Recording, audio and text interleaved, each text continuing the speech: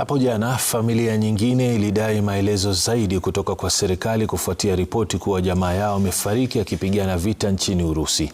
Familia ya Peter Maina Gakau inadai kuwa jamaa yao alichukuliwa likizo kutoka kazini katika kitengo cha GSU kuelekea Urusi kwa kazi ya muda. Ode Francis anaarifu huku familia zaidi zikiendelea kujitokeza kuhusu jamaa zao waliosafiri Urusi baada ya serikali kukiri Wakenya zaidi ya 1000 walisafiri nchini humo. Siku 4 baada ya bunge kupitia kiongozi wa wengi Kimani Ichung'wah kutoa majina ya kampuni zilizohusika kuwasafirisha Wakenya nchini Urusi, sasa imebainika kuwa huenda maafisa wa polisi ambao wako kazini pia waliondoka kushiriki vita nchini humo. Familia ya Peter Maina Gakau mwenye umri wa miaka 33 kutoka Kasarani ni mmoja wao. Familia yake ikisema kuwa Peter amekuwa akihudumu katika kitengo cha GSU ambaye kulingana na stakabadhi anafaa kuwa akihudumu eneo la Iyego GSU Barracks, eneo la Embu.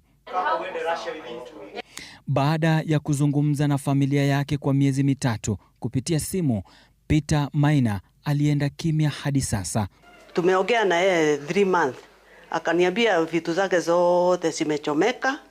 ID zake, passport zake, hata simu. Sasa mtoto akakaa hivyo kutoka saa hii hakuna bahari tunamuona. Tarehe 28 Januari tukapigiwa simu ati mtoto wetu amepigwa na risasi.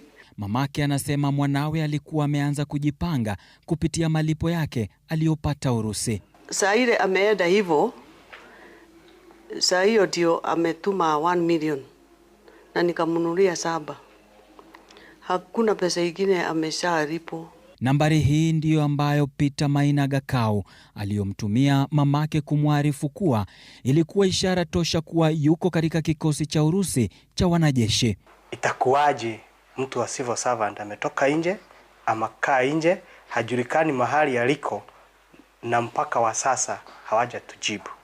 Sasa mimi nataka nipatio hata ni viatu, hata ni nguo, hata ni nini, nipatio nipeleke kwa shamba kuliko kuambia mtoto wangu amekufa na hakuna kitu naona. Huyu ni Peter Maina, mojawapo wa maafisa wa polisi katika kitengo cha GSU ambaye alielekea nchi ya Urusi kupigana.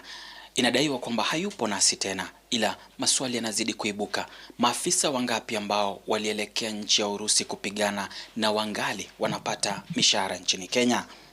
Ode Francis, Runinga ya Citizen, Nairobi.